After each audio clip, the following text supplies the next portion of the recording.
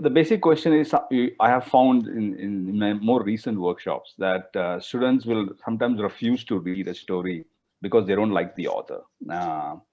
Or sometimes the story itself is very upsetting because of their own personal, where they come from.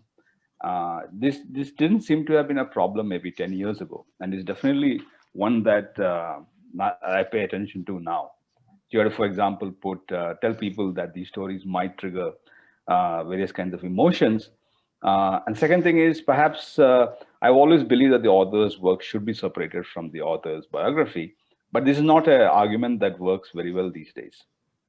So, for example, Neruda is a classic example.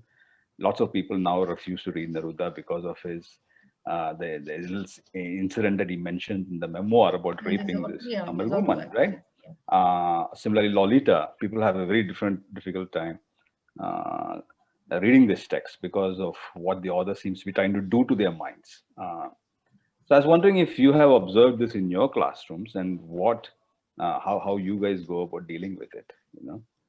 Basically imaginative resistance when the Uh, reader will refuse to imagine it.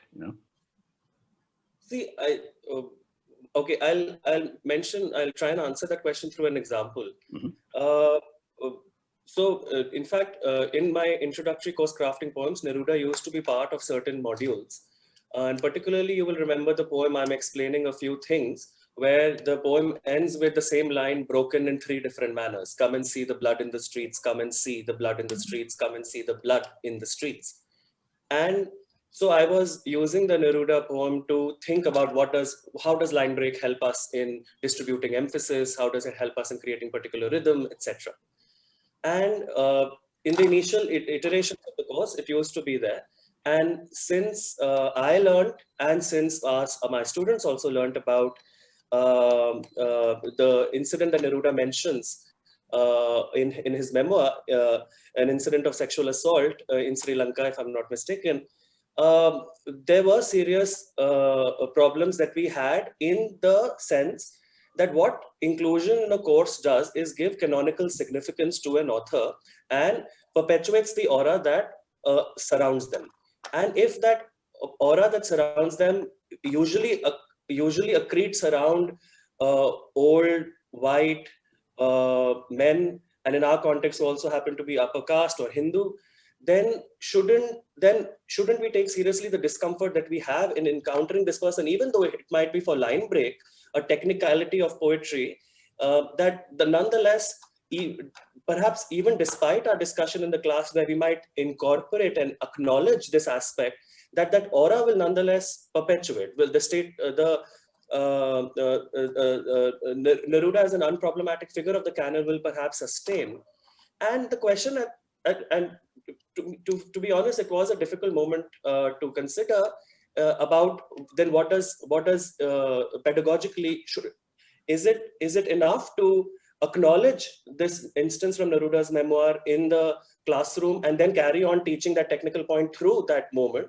I think the question that my students pushed me to think about at that point, and the question that I asked myself, can I teach the tool, or can I teach the device that I intended to do without this poet? And I thought that, well, if I'm teaching line break, then I can do it beautifully with, yes, I'm explaining a few things, but I can do it equally well with Aditi Rao's ceiling fan poem, or I could do equally well with Amy Nezukumatathil's poem, Dear Amy Nezukumatathil. I could do it with Bruce Snyder's Epitaph. I could do it with Tishani Doshi's Girls Are Coming Out of the Woods. And if the literary device is not held hostage to the writer, and if other texts work equally well, in order to teach that device, then what is it that is making me hold on to Neruda? At that point, the answer to me was, actually, I'm holding on to Neruda not because this device is available to us only through him. I'm holding on to him because of the aura and the canonical significance that had accreted around him. So if I can teach the same thing equally well with another author text, Tishani Doshi, Aditi Rao, Amy Nezukumatathil, whoever, then I will do that. So it led me to change the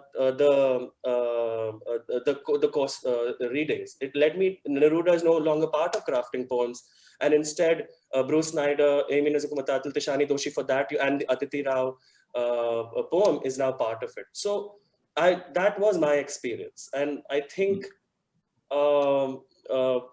if the intention of one of the critical functions of the creative writing classroom is an exposition of certain particular kind of techniques, which we are no longer just stunned by and awed by the poem that we read, but try to break down what happened, what did the writer do in order for this effect to take place, then several other poets who incidentally also happen to be women, happen to be South Asian, helped me do that, than a writer who among several life events also had an event in which, most from what I remember of that text, committed a sexual assault against a lower caste woman in Sri Lanka.